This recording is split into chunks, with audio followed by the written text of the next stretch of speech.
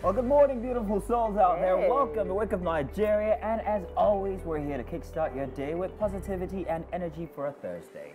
Yeah, that's right. We are here again. Good people of Nigeria, and of course, some who are watching us all around the world. We like to add a touch of creativity to your morning routine. Absolutely. Now, the only way to do great work is to love what you do. Whether you're, tackling big projects or maybe just simply getting through your day-to-day activities, passion is actually the secret ingredient. That's what we always apply here, isn't it? So now what we advise is that you channel that energy. Let us help you channel that positive energy by riding with us this morning. Absolutely. For those who, prepare a gentler start to their day, well, don't worry, we've got you guys covered. We've got some mind-blowing content for you guys coming up that will help you spice it just before the chaos of Thursday, before Friday, before the weekend begins. It has been quite an energetic week, actually. Absolutely. I'm trying to simmer down myself. So much to do before December comes, you know? I haven't done enough. Really? I want to pack in some more before the weekend. And this weekend is going to be glorious for me because I'm going to be, traveling for a friend's wedding. You know him. Oh, yes, I do. Congratulations to Ejiro of Max FM. He'll be getting married. Oh, should I have been telling? Oh, congratulations in advance. Yeah. Maybe I shouldn't tell because... May everything go well. Everything's going to be fine. It's going to be well. It's going to be great. It's going to be great. We love weddings right here Absolutely. at TVC. We love weddings. In any case... Oh, sorry, you go. No, it's fine. We're actually set to help make this a memorable time. We love weddings because they're memorable. There you go. We have a memorable show for you. It's an opportunity for you to embrace positivity and make the most of the day. So we are going to dive in and create some morning momentum right here together. My name is Titilayo Oyinson. My name is Mazino Appeal. You can catch the show live. You're doing so already. Thank you very much. Channel 16 on GoTV. It's 49 for UHF users. And of course, if you want to do Star Times, it's 121. You can also stream us live at tvcentertainment.tv, YouTube, and on Facebook at TVC Connect. So one more thing, we also have an app. It's available for you to download on both Android and iOS. So from the palm of your hand, right there on your phone, device, whatever device you're using, we are right there. Absolutely. Now let's get on with what we have coming your way for a Thursday morning this morning. Carmen Lillian Ikiokoro. She's a lawyer, copywriter, and also director. In 2021, she ventured into filmmaking as a guest director in the web series When Are We Getting Married, marking her semi-directorial debut in 2022. She also co-directed Sheena, a feature-length film. Today we get to sit down and have a conversation with her and see what she's all about. Wow, some of those shots look so good. Love it. I'm beginning to really fall in love with the effect. But it's very expensive equipment a lot of these producers are using right now. Yeah, and I saw a picture of my friend. He's a photographer for a big establishment. Toby Candice. And he put up a post telling how much an ordinary camera for shooting still pictures costs. And he was overwhelmed. It was something about 6.2 million. I was like, what? Yeah, for just one camera. So yeah, you would get those kind of pictures. That's rather expensive. What's your most expensive purchase? No, let me rephrase. What's your most expensive purchase for 2023? Honest. Okay, purchases. So I find myself being extremely prudent these days, but I had to change my device, my laptop. I had to, but that was because I needed it for work, production purposes. So I felt like it was more of an investment. And then it got more and more expensive because I had to pad it and case it and lock it. I get you. And phones for most people, it's very through the year would be an expensive. For MM, who's behind the camera, MM bought a pair of shoes. It's an investment. It's an investment. Shoes. Wow. I don't know. You went there. Mr. Samuel, what was your most expensive purchase this year? What's the most expensive thing you bought this year? What is it? Eben, what's the most expensive one? Juwan bought a pair of slippers. Why are you avoiding answering that question yourself? What was your most expensive purchase? Because without saying, you know what it is. Your power bike. I got another one this year. You got another one this year. Is it like every year you change them though? Every 2 years. Every 2 years. Because you get done with it, you're tired. Not that you're tired, but you want a different experience with a different, So yeah, that was. Well. No matter what, I know it's a way of life for you. So I get it.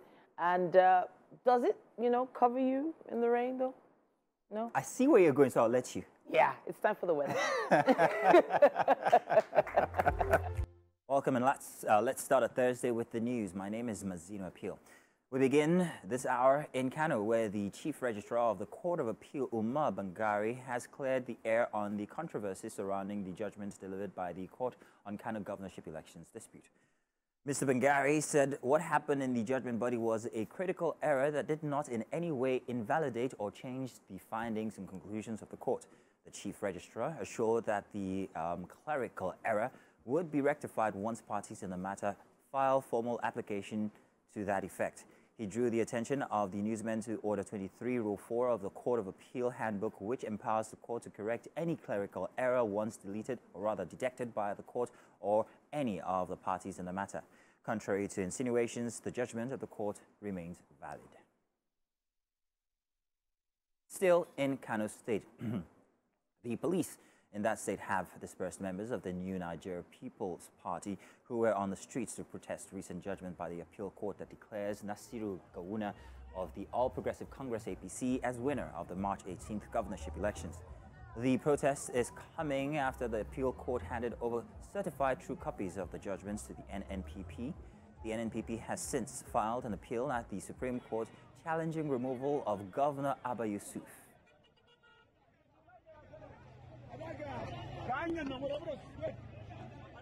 Now, President Bola Tinubu has returned to Abuja after a 5-day official visit to Berlin in Germany, where he participated in the G20 Compact with Africa Conference. President Tinubu arrived at the Nnamdi Azikiwe International Airport, Abuja, at about 8 p.m. and was received on arrival by senior members of his administration and the All Progressive Congress. Among those who received the president at the airport were the Minister of the Federal Capital Territory, Chief Nyesom Wike, the National Chairman of the APC, Abdullahi Ganduje, and the Chief of Staff to the President, Honorable Femi Gbajabiamila. The National Working Committee, NWC, of the All Progressive Congress, APC, on Wednesday dissolved the Rivers State Executive of the party at all levels. Briefing journalists after the meeting of the NWC at the party's National Secretariat in Abuja, the party's National Publicity Secretary, Felix Morka, announced the NWC's decision to appoint a 7-member caretaker committee to steer the party's affairs in the state for the next 6 months. And more news now. Dana Air has denied the story making the rounds on social media that one of its engines exploded shortly before takeoff. In a statement by its head corporate communications, Kingsley Ezenwa, it says the report from an ex-user is baseless and unfounded. He clarified that the airline just had some operational challenges and non-scheduled maintenance of aircraft which led to the disruption in their schedule. He reassures that the safety of the staff and customers remain a top priority and urged the public and discerning minds to disregard what he called fake news. The statement comes as a response to a report online that passengers were in a panic mode as the Abuja-bound aircraft developed fault minutes to take off. Wow, I and Titi just coming up with great ideas. We're going to be rich, Titi. Yes, we are. We'll give Mike small. Welcome, Mike. How you doing, man? Mike's going to be the MC. In the words of Halima, people have come with this on our jag. So in the house here, if you know, it used to be Titi. No, don't you do that now. This is how we do it, yeah. Okay, want to have an idea for a Christmas edition. Titi's like, okay, no, let's go to the beach. Titi thinks of the craziest ideas. The way we're soft in the camera, man will also be soft. And then we'll get a drone. And we'll get a drone. And so this one like drone shot. Yeah. And then Titi just deep, like, okay, and then my sister comes on and brings up the same idea. And I goes like, okay, you see, we can use a helicopter. While on the bridge, like, oh, yeah, stop, Mike. So what of them? Mike, stop. I think very good ideas. Titi has some of the best ideas. They're just unattainable. You know, if we're in Hollywood, maybe, but in Titi's ideas. In the Nigerian context. I like to always encourage her. I think he's talking to a mirror now. I almost gave you the 5-finger gesture.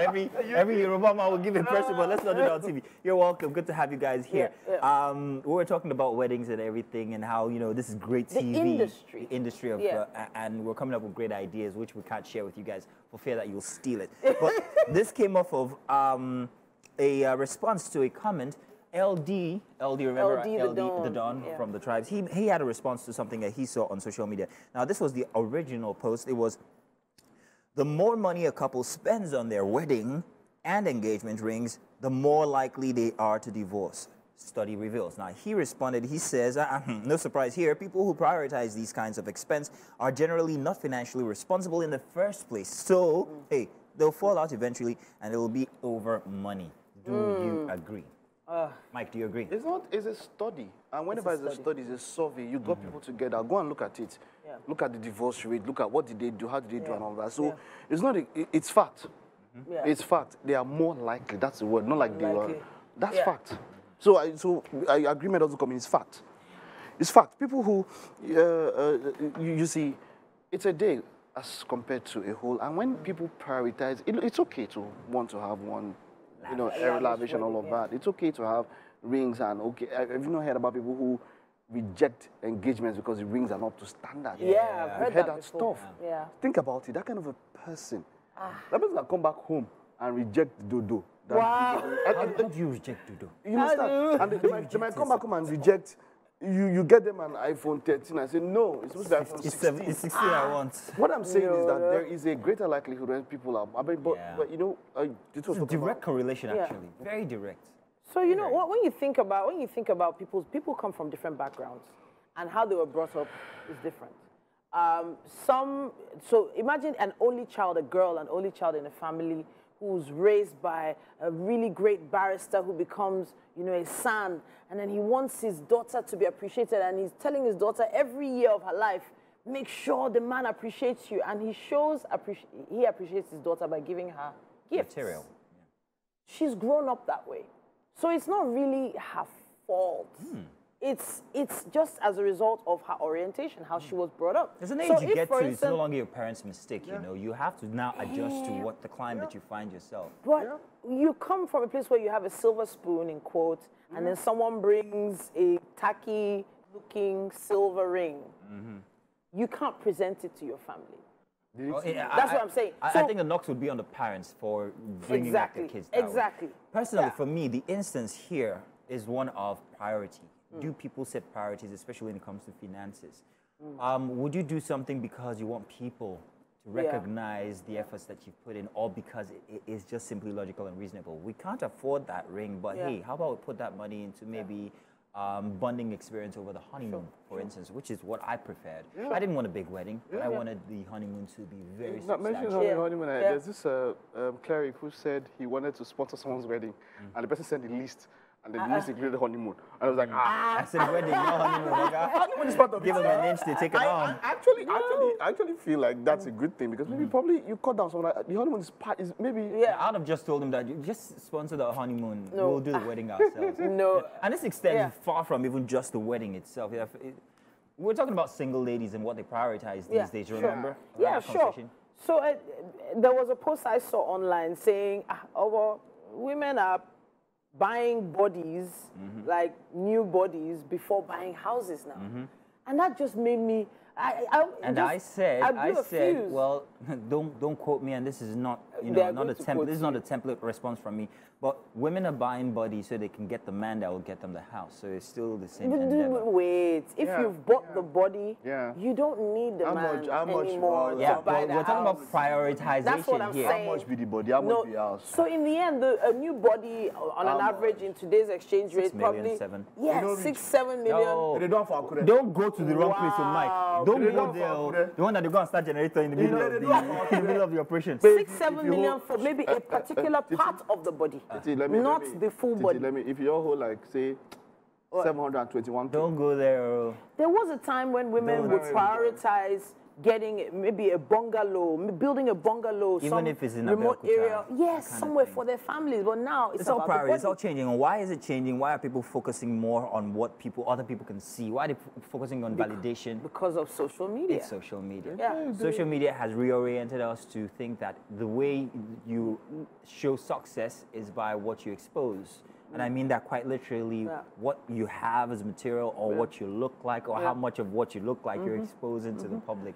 So it's all changing right now. So, there was always a saying before social media, it was, don't believe everything you see on TV. That was a saying. People used to quote that. And so now, what the news you are saying that people should not believe what not everything. Not everything. There's a lot of news from back in the day that was considered, things that had been propagated to the public. Taking it back to our first instance we raised now, people put stuff up on social media for you to see, but the fact is that the more, and this was a study, according to Mike, you know he likes studies. This was a study now, that the more people share their happiness on social media, the least likely it is that that is their actual lives. Look at Jada Pinkett and Will Smith, for instance. Now he's extending. P. Diddy's had his own issues now, and all of a sudden, my dearly beloved Jamie Foxx is also under the radar for sexual assault. That's a problem. That's a crazy, isn't it? When the allegations come, and even if the person is discharged or acquitted or something, the stain stigma is still there with you. Jonathan Majors. I mean, it happened. They've taken, so Macy's is taking Sean John, the brand, out off their shelves after working with Sean John for 20 years. But I love, and that's why, it's crazy.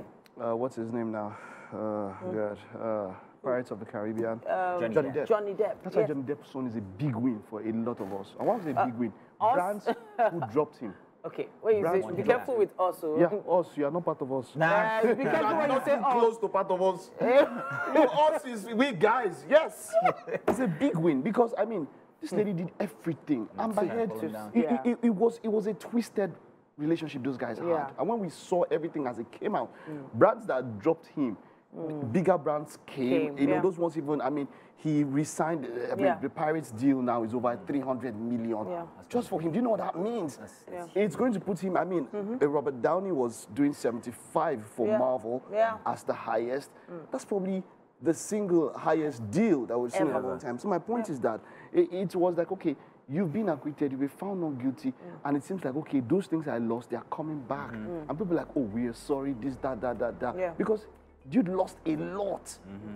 Even without hearing him out, once that allegation just comes, and there's a guy, and it comes from a woman, and all of that. It's rather sad, because that seems to be the modus operandi for anytime anybody But it is also a case of a lot of men getting away with nonsense for many years. Giving other guys a bad name. That's the truth. So you know what? How did we get here? How did we get here? Yeah, we went roundabout. We went down the rabbit hole, didn't we? Like, we did. And then we came out the other side in Hollywood. Honestly, but really, don't believe everything you see on TV or on social media, as the case may be. It might just be a lie. Really.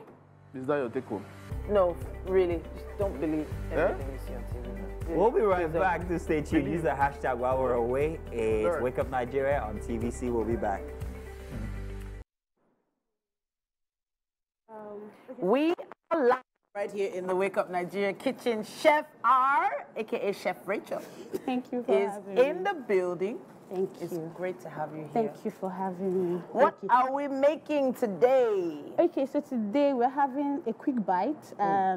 We're having potato croquette. Okay. Served with garlic chili sauce and herby marinara sauce. So the garlic chili sauce for those persons that want it spicy. Okay. Then for the other people that don't, they just want it cool and enjoy their meat. So so we're having when you started talking, you mentioned the name of the dish. You said potato croquet. Yes. Or croquette. Croquet.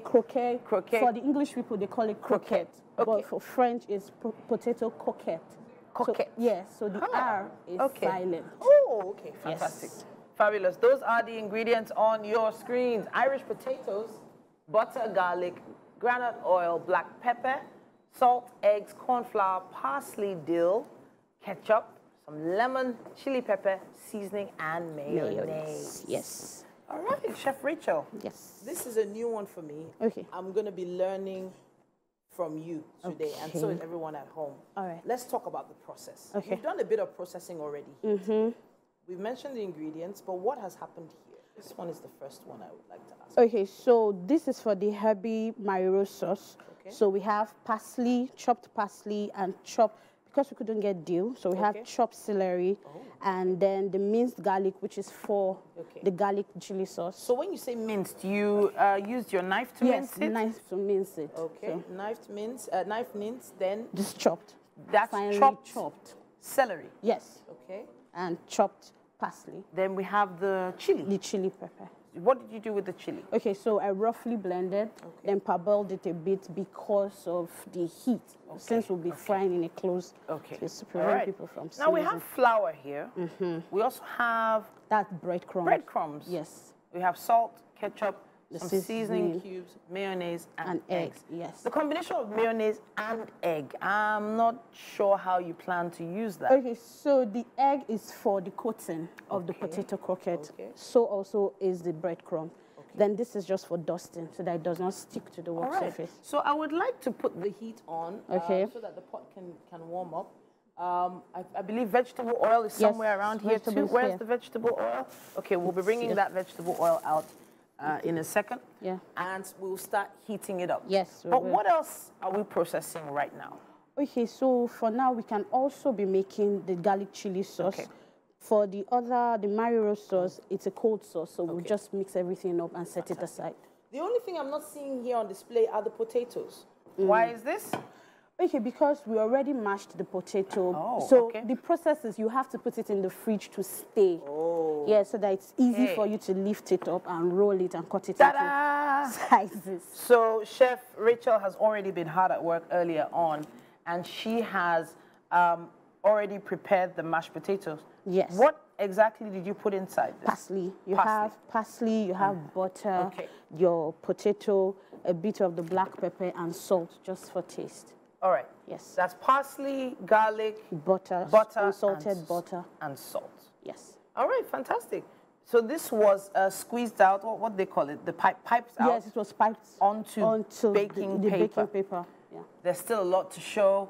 This is potato croquette. Yes. Croquette. Whichever one is. We're going to be learning from Chef Rachel today in the kitchen. Mazino, however, is on standby. Okay. And he's with Mike. Thank you very much. Not just I've got Mike here standing by as well. Maybe more for the kitchen than for what we're about to do. But you know Mike on food. Yeah. In any case, welcome. It's time for the dailies. Let's let you know what you'd be finding when you open or when you pick up a daily. Thank you, Mike, for joining. I'm going to be starting with the Guardian newspaper. Let's head on to the major headlines here. Poor funding raises concerns for 270 new private universities. The Guardian's got a chart here to show how many universities we might have after coming to a total number of 528, with over 400 of them private. More headlines from The Guardian. Tension in Kano over gubernatorial verdict as Kayode Ayeda Tiwa crisis rocks. And under that, Senate laments cyber threats to digital economy, $500 million yearly loss. Court grants Emefiele 300 million naira bail, orders CBN to update CSOs on e-naira. Whatever happened to that? That's really interesting. You can find that on page 4. And over 200 billion naira exchange rate differential pushes the FAC disbursements to 906.96 billion naira. And finally, for The Guardian, Governor Fubara opens 2 world-class health facilities. Mike, I don't know if you're as curious as I am regarding the e-naira. I never know what ever happened to that, especially in this day and age where we're also battling cyber crimes or cyber instances, hacking and all of that. My questions are we ready for the e-naira, quite frankly? As you know, that started and failed now. So Started and failed. We're trying to, whatever we're going to do, I was trying to resuscitate it, as it were. But look, like you said, the answer is in the question. The answer is in the question. The answer, my friend, is blowing in the wind. Blowing in the wind, he says. What paper do you have, man? Okay, let's take a look at Punch. Yes, please. Let's take a look at Punch. And police and NNPP protesters clash. More cloud over judgment. Court APC blame clinical error. NNPP Labour Party insists judgments doctored.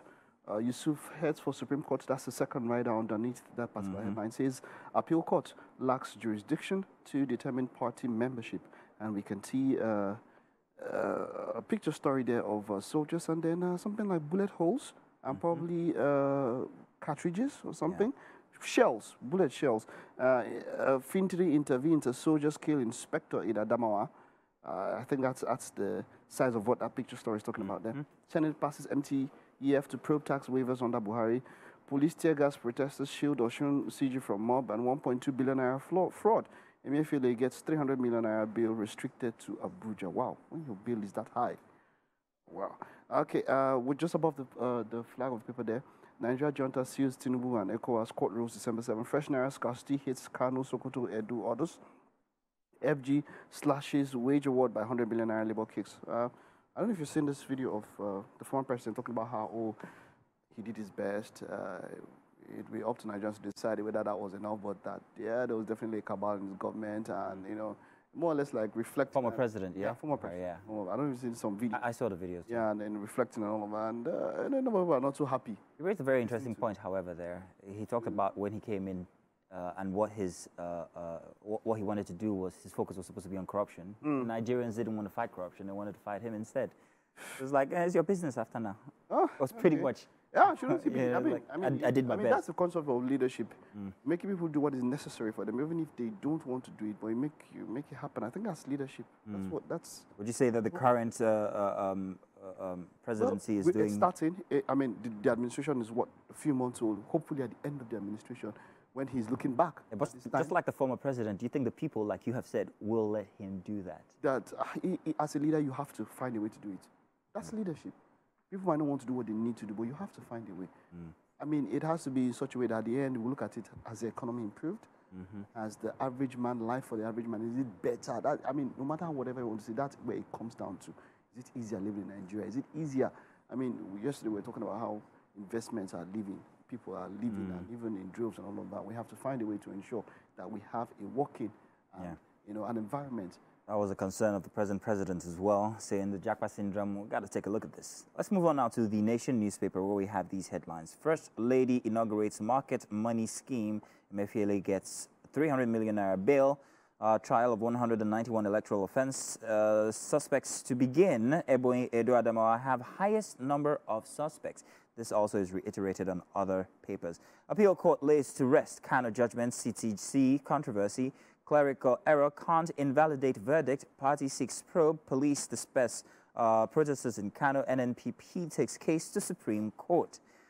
And at the bottom for the Nation, inspector killed and policemen, soldiers clash. Federal government, states council share 906 billion naira. At the top for the Nation, Fasaranti, Falai, others intervene in Kayode Ayedatiwa feud. And 2024, 26 trillion naira budget. Federal government targets 7.8 trillion naira loan.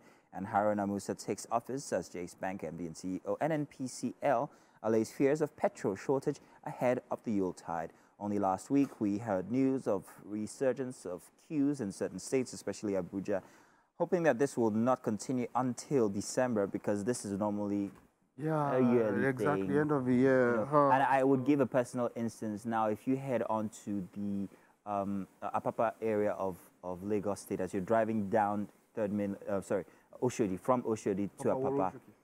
Now, you can tell when there's something up when it comes to petrol by the number of tankers you see lining the entire length of that road. And as at yesterday, just after Sele, the tankers start. And this is about, we're talking 5, 6, 7 kilometers before Apapa. That's a long stretch. You have tankers. Yeah. Now, we'll start with the traffic. It starts affecting the ecosystem there, because you have people parked there for days. They have bodily functions they have to attend to. They bathe and do everything. They think they smell the entire road. Trust me, it is not a beautiful, it is not a nice sight. But this is just some of the small nuances. Does it? Oh yeah, it's a terrible. Well, are they trying to pick up? They're trying to pick up. They're trying to go load. Yeah, and then bring it back in. Bring it back and take it out. So it's mayhem, and I'm hoping that by today or maybe tomorrow that this is all over. On a normal day, that should be a nerve center where you have a port. Yeah. But because of management of movement. Yeah. It has become hell for those who stay there. Yeah. Anywhere around those kind of areas. Port cities are business hubs. Yeah. They are converging, hubs where people come in, commercial nerve centers. But that's not the case with Apapa. Well, that's unfortunate. Let's hope that the fuel situation doesn't get bad anytime before the Yuletide. Well, thank you very much, Mike, for joining for the papers. Thank you very much as well, you fine audience, for sticking around. Let's do a break now. And then when we get back, we've got more interesting personalities in for a Thursday edition of Wake Up Nigeria. Lawyer, copywriter, director. Her name, Carmen Lilian Ikeokoro. Now she ventured into filmmaking as a guest director in the web series When Are We Getting Married, right? That's it, When Are We Getting Married? And then after that, you've gone on to do quite a lot. And your recent directorial work is Egun. Yeah. All right, but let's talk about how you start. I mean, you're a lawyer, and why are you not practicing? Why are you into filmmaking? Well, I've always loved stories. I basically went into the whole law field because of my parents, because you know how Nigerian parents are. They want you to do professional courses in order for you to have a good life. And nobody really thinks that they want their child to be directors or filmmakers or even go into music. Everybody wants like the professional path. So I took the professional path for my parents, really. I wouldn't say that I didn't enjoy law. I enjoyed studying law. I had a lot of fun. And obviously we worked hard, but I was in love with filmmaking and storytelling, so I had to follow. The way your voice is calm, can you direct this way? I don't know if people keep saying that. Well, I have my AD. I always have my assistant director. So they do the dirty job, Yes, and then you just be calm and just sit down. No, once in a while I have to project. Because you cannot direct in Nigeria. My director's voice, the one Sometimes I have to. I think I can, obviously, because of the way we are talking. I can't, I don't have to project. Okay. So how was the journey into it for you? You started as a co-director all over. Talk to me about the journey. The journey, I started as an assistant. I assisted Kayode customer. I worked with Film Tribe. So I was on set all the time. So I was able to watch and also help around the set. I also produced a bit. I did a bit of pre-production work. And because of my copywriting background, I was also into advertising. I was able to prepare pitches for most of our films before getting into directing. I went as it, like my profile said, I was a guest director in the series When Are We Getting Married, showing on Red TV. And from there, I went on to co-direct Shino. I co-directed with my friend, Muyiwa. And after that, Ego. So that's just how it's but is that your first major feature length? On my own? On your own? Yes, it's my major. Yes. What was the experience like? Oh, God. Having to venture out, and this was everything you had to, you called the shots. Yes. It was you. It was me. It was you and all that. What was the experience like? Basically, it was me. I had my EPs, my executive producers from my company, because I worked for a company. So I won't say I was the one calling all the shots. I was the director. And it was, I won't say it was, it was great. It was good. I learned a lot, but it took a lot out of me at the same time. We had 8 days to shoot. Yeah. And yeah, it was hell. Now, you see, now let's talk about it in Nollywood. And it's not just you, it's a general thing, because I mean, we are known more for volume rather than quality. It's not like we don't have quality, but they know us more for volume and all of that coming out. Why is it so that in your own, how can we make better films by spending more time? I know that there's a lot with budget restraint and all of that, trying to put things together, majorly budget, so we have to try to do a lot in quite a long time. What can we do as an industry to ensure that, you know, maybe we spend more time? Because I'm sure that on that set, you probably had one of those people who were working on other projects at the same time as they're dealing with you. So you have I mean, you think about it, and you have a character that is doing like 2 or 3 projects at the same time. And I think, how are they maintaining, you know, the integrity of a particular character for a particular, because we know how it is. Some people take weeks, days to get into a character, and then getting out of it at times, even after shooting the projects, can be a challenge.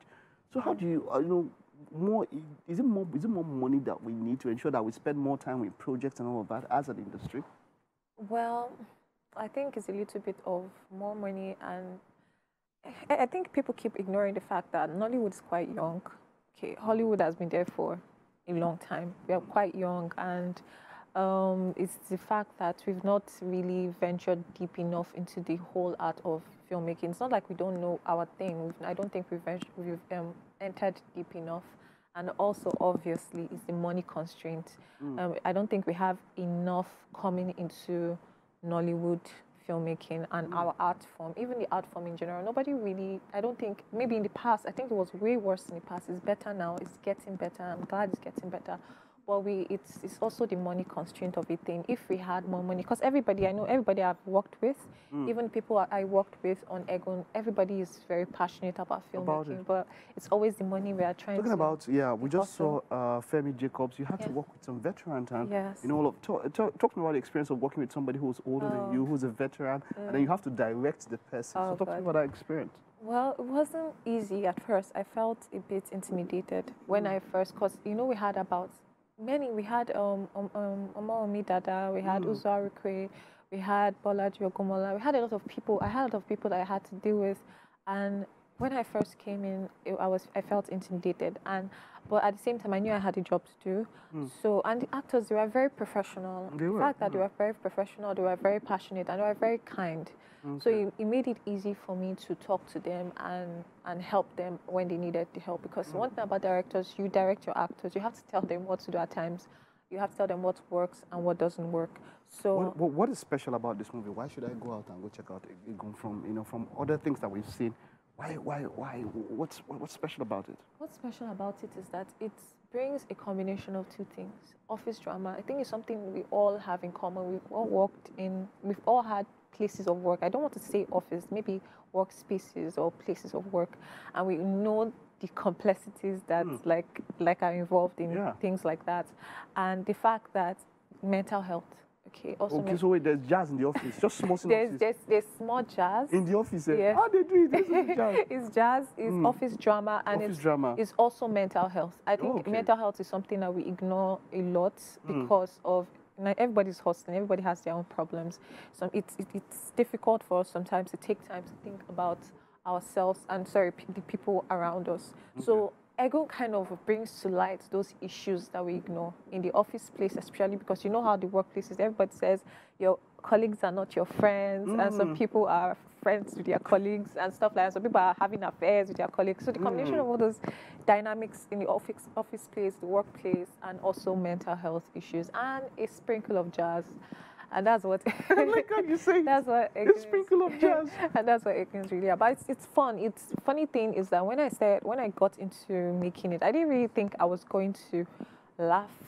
I didn't think it was going to have a bit of humor. But you know, we Nigerians, we have a way of making everything funny. So at the end, even when we did the premiere, we had a lot of laughs. People laughed and people were scared. It was just different emotion. It was an emotional roller coaster. I like that. So that's something I love people can go see, because we have a little bit of everything. There's jazz, there's everything. And these actors are phenomenal. Yes. Yes. All right. Yes. Well done. Any more? What on the horizon? What's there for Carmen? For people who would love this movie. What next for you? What's on the horizon? What can we look forward to? I would like to, obviously, I want to direct more movies, maybe produce, maybe do something of my own personally, because I like movies about mental health. I've done a lot of projects on mental health, even ads. If you go through some of my works, I've also done ads on mental health.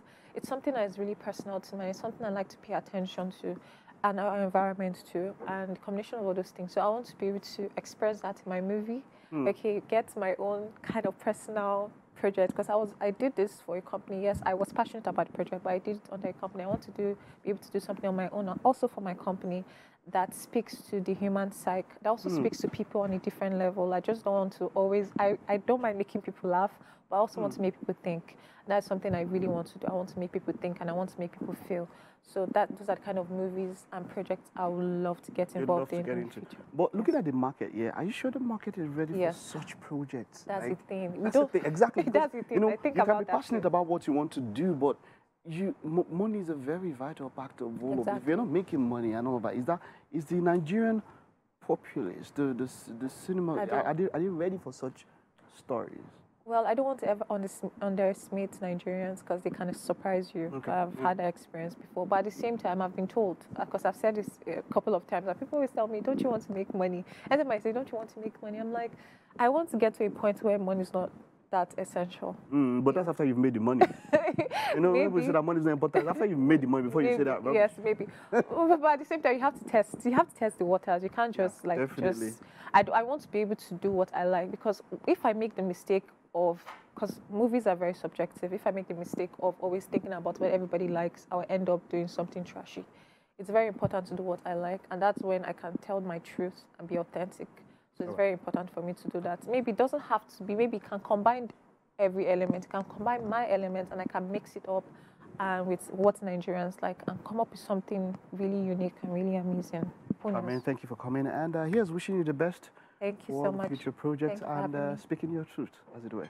Yeah, thank you. Thank you, Mike. Okay, so let's head over now to the kitchen. Titi, what's up? What's happening there?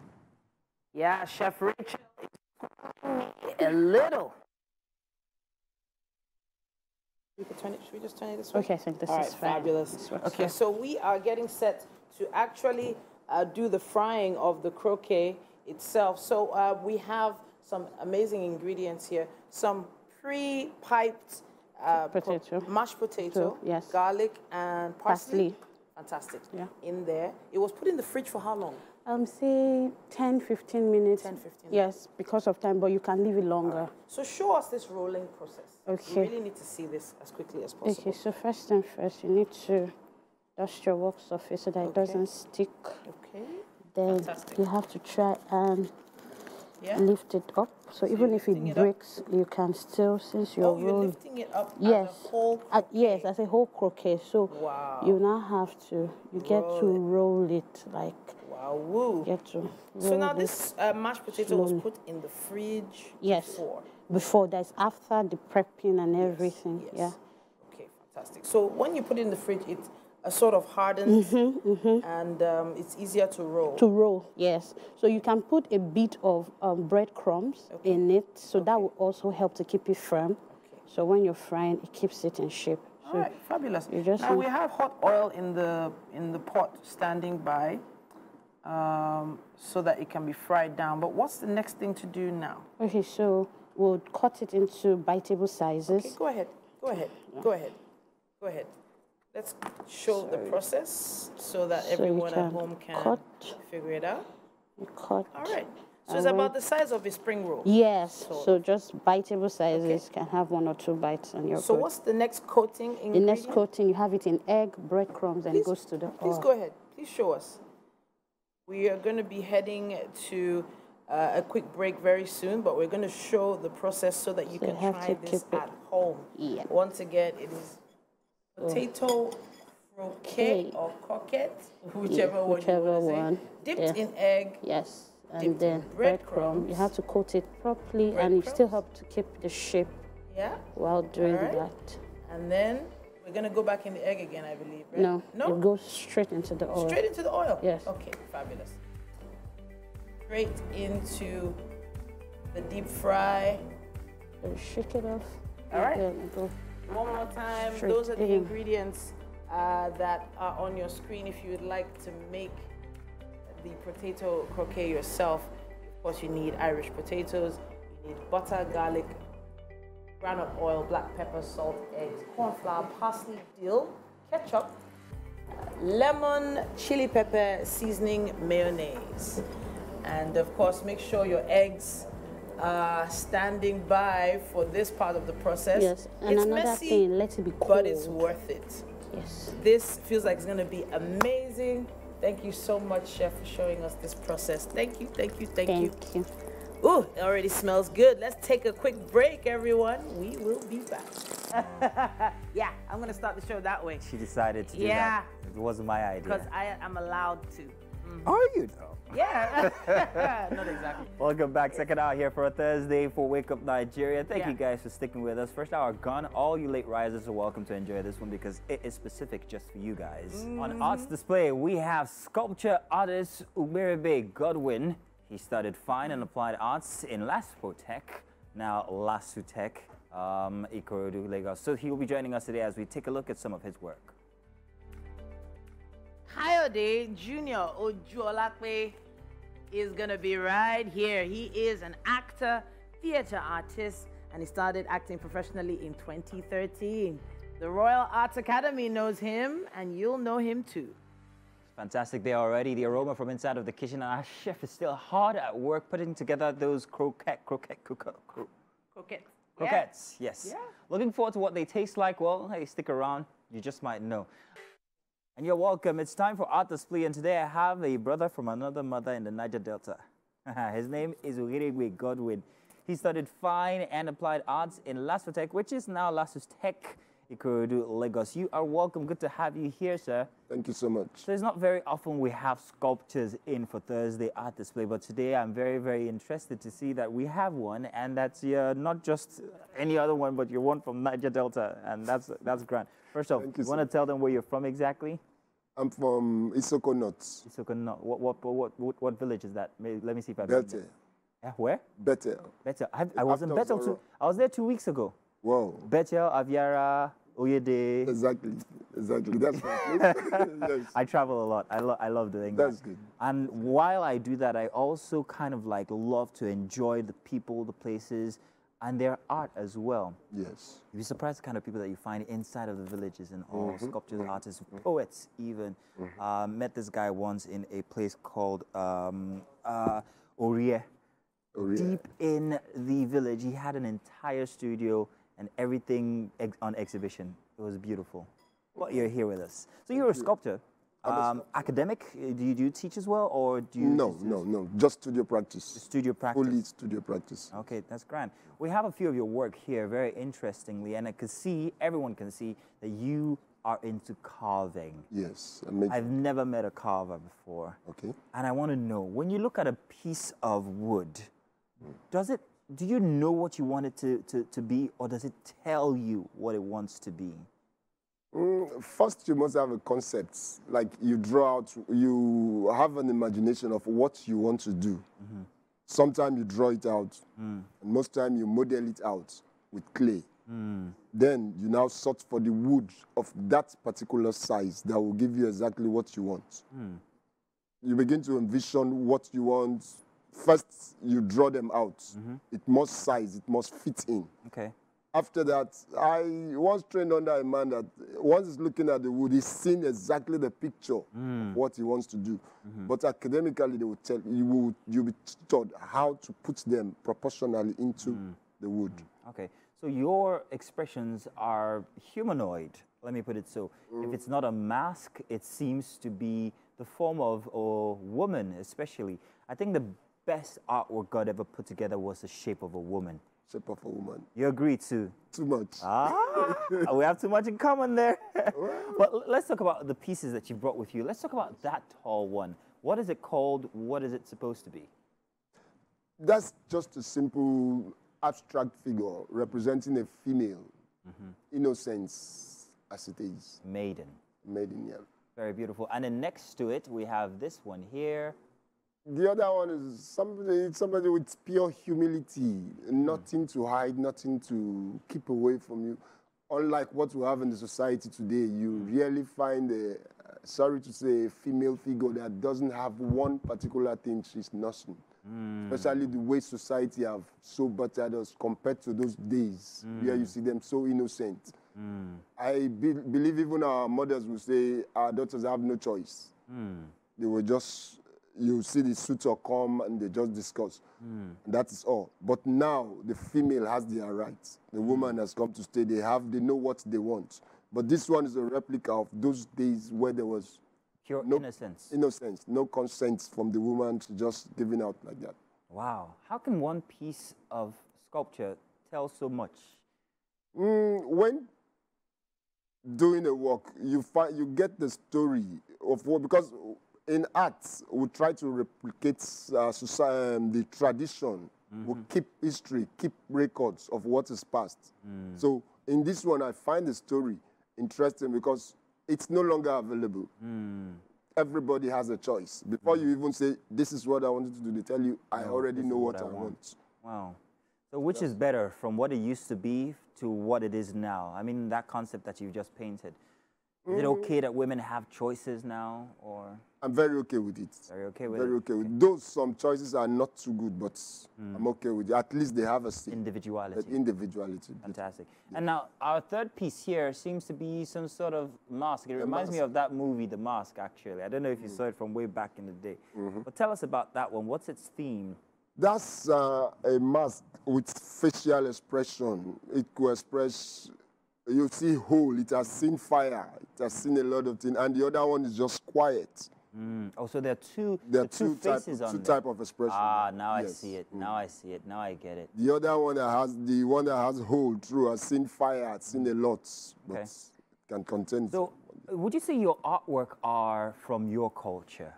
Are they from the Isoko culture, or are they just generally African? It depends on the concept I'm working on, but purely African. Do you think that your background also influences most of your art? It does. It does, yes. Okay. Yes. So when you sit down, you're thinking of your tradition, you're thinking of your culture, your people. Yes. And all of that. You can only tell story from where you are coming from. Aha.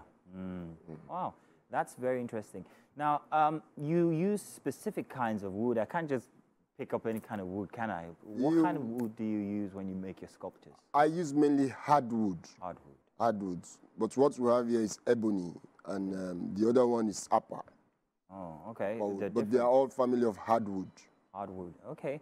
Wow, very interesting. And these are easily attainable here in Lagos? Yes, so you don't have to go to Osogbo to go and find some? Most of the good ones come outside Lagos. Because of the deforestation, we don't have much of them here in Lagos. Okay, okay.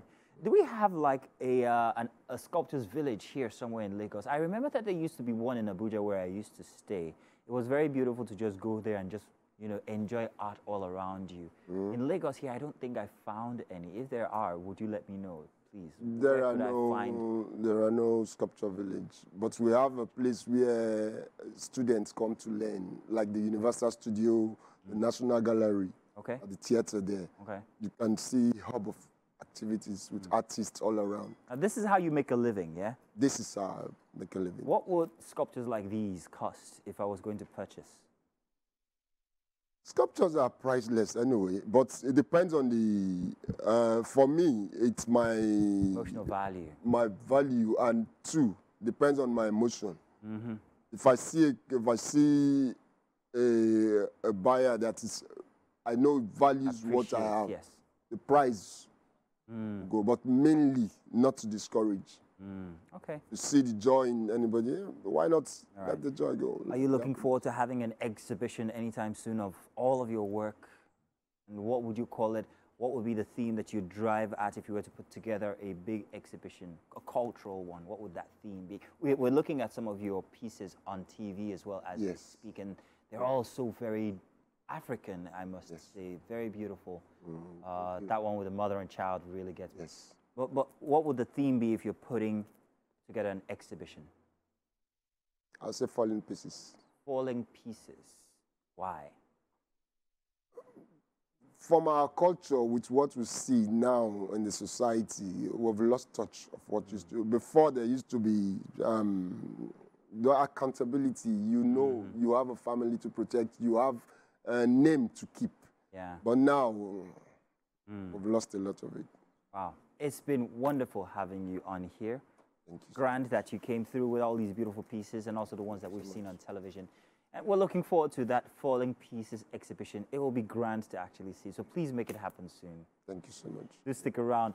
He started acting in 2013 at the Royal Arts Academy, and of course, at present, quite a series now that is making waves and all of that, and African Magic. Slum King is also part of it. It is great to have you. You're welcome. What do you play on Slum King? I play the character Voodoo. Yes.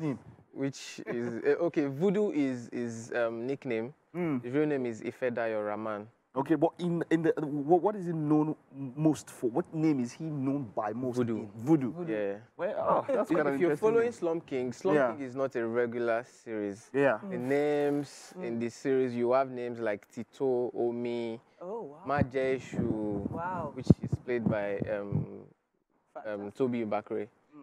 So yeah, it's a very challenging. It's an experience when you're working with big names like that. Can you share that experience with us?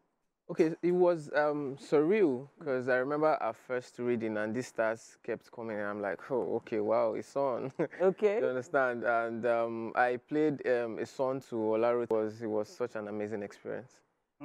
Honestly, I first of all heard your name when it came to the movie Ijogbon. Yeah. So now, when I heard your name and I read your profile and I was like, you're actually coming here, I was really intrigued to find out what the response has been. This is on a streaming platform. Yeah. In my secondary school, I would act on stage, you know, this dance drama, Afasule. As a matter of fact, I would play 3 different characters in one single play. Like, I would just keep changing costumes and people would come and me say, wow, you're good, you're good. And I'm like, okay. I think I'm ready to do this. And then in 2013, I came to Lagos, mainly to go to Unilag, but also to pursue acting professionally. But I couldn't get into Unilag after 3 trials, so I went to OAU instead to study theater arts. And that's how it started for me. And then I also... Would you have studied theatre arts in Unilag? Yes, I would. Okay. It was theatre arts. It was theatre arts for me. also. Wow, wow, So, wow. yeah, and I went to Royal Arts in 2013 to study acting for 3 months. And yeah, I made my debut in 2015. So now you are one of those people that loves theatre, because that's essentially how you started. Yeah. You just said now that you played 3 different roles at once. Yeah. So in terms of preferences, do you prefer the screen or the stage? Okay, that's a bit hard. Okay. Because I love theatre so much, so much. But based on the present situation in this country right now, okay. theatre does not have as much money as screen, if you understand what I'm saying. But if I would pick, without thinking about the money aspect, I would pick theatre. Wow, powerful, powerful. Oh, so doing this Slump King and all of that, you had to work for. How long did you guys take to shoot the series? How long were you guys? Slump King? Yeah, 3 months. 3 months. Yeah. And now talking about that whole experience and putting all that together, moving after Slump King, opportunities. Has the industry opened more to you? How have you found opportunities to act? Do you still go for auditions as you normally would used to go for before? The door hasn't been opened in some ways. So the thing about it is that it also continues. It's easier now because now they know me. Okay. I can just easily send in my tape or just go for a close casting. But yes, I still go to auditions. Wow. Out of your own preference, or is because I know of some people who they get to a level and like, nah, I can't go for auditions. That's small for me. But you see, except you are at RMD level. But even at RMD level in Hollywood. Yeah, even that's what RMD they still go. Do cast, they still do auditions. The very big guns, like you still hear about some things and they say, it was Brad Pitt supposed to do this one, and like the big guns. The difference is it's not an open audition; it's a close casting. It's a close, definitely. So they call you, come and try out for this role, and then they call another person. So you know that I'm trying out this role. If they feel like I can do it, then I'll do it. But do you still go for open ones? No. No. No. As a matter of fact, that's what I was asking. Yeah. As a matter of fact, I stopped going to open auditions way before the Jogmo or Slump King came out. Why? It's stressful. I mean, you go to auditions as early as 5:30 and you're number 150. Yeah. I'm not even capping right now. It's crazy. It's crazy. But you have to go through these things if you're just starting. Okay, so now, the majority, is it by reference, or do people refer you? Is it by referrals that you get jobs now, or what major way? Okay, I see an audition online. Okay. Specifically, type of characters. Okay. Then I apply. Okay, so now now people send in more like tapes online. Tapes, exactly. Yeah, exactly. Well, times have really changed. Times have changed. I think COVID changed. Yeah, quite a lot of things. Because back in the day, man, when you go still go by that 5 a.m. Number 232. But I know there's something coming up this weekend. You have a stage production. Yes, I do. Let's talk about that. Okay, I have I don't know, Lagos Fringe started yesterday. Okay. I don't know if you've heard about it. Okay. And I have a stage performance coming up on Saturday and Sunday, titled Dirty Little Secrets. Okay. I'm playing the lead character. His name is Oluolape. Okay. Let me just talk a brief about that. Oluolape is a son of a pastor. Oh. Okay. And he has a girlfriend which is not known to the people in the community. So one thing happened, the girlfriend went missing, and all fingers are pointing to Oluolape as the perpetrator. Wow. But he is guilty. So that incident brought out so many secrets in the community. Which means dirty little secrets. Wow. It's by 7 p.m. at Freedom Park. Fabulous. Now that's an open air stage. That's an open air. It's main stage. Main stage. Yeah. But it's the open air, right? Yeah. It's open air and all of that. How do you feel when you go through those kind of experiences? Like you said, you prefer stage and all of that. What kind of feelings does it evoke in you? Why is it that you have that preference for it? It's the live reaction of people. Okay, now that's it. When you're acting on stage, there's something energy. Yeah, there's something we call performance level. The audience reaction that determines how high. Ginger you. Exactly, you understand? Well, what if the audience is not feeling you or feeling the play, as it were? Yeah, they don't. You've had those kind of instances. They don't have a choice. I've never had. I'm not trying to be proud. I understand what you're saying. I understand what you're saying. Trust me. I love the confidence. I love the confidence. Yeah. Honestly, I wanted to touch a little bit on Ijogbon again. Okay, all right. Because of the response online to the storyline. Now, this is where some young kids find diamonds and decide to keep them. Yeah. Or did they really decide to keep them, or did you decide to keep them? I decided to keep them because my friend, Ronti, does not want to keep the diamond. Okay. I wanted to keep them just to fund my Canada Jackpot thingy. So, yeah, I decided to keep them, and I convinced them, and we all decided to keep them. Okay. That diamond, it be like ice block, but you have to round those are real. Those are what? Those are real diamonds. Real diamonds. In the movie, and you did not run away with it from the set and take off. And actually, Jackpot. But we have to move now. Did she really throw those diamonds? He will answer that question in the kitchen. Let's head over to the kitchen now, and of course, he will answer that question. All right, no problem. Okay. There's a line we should tweet. Well, they don't tweet anymore, do they? No, they X. Yeah.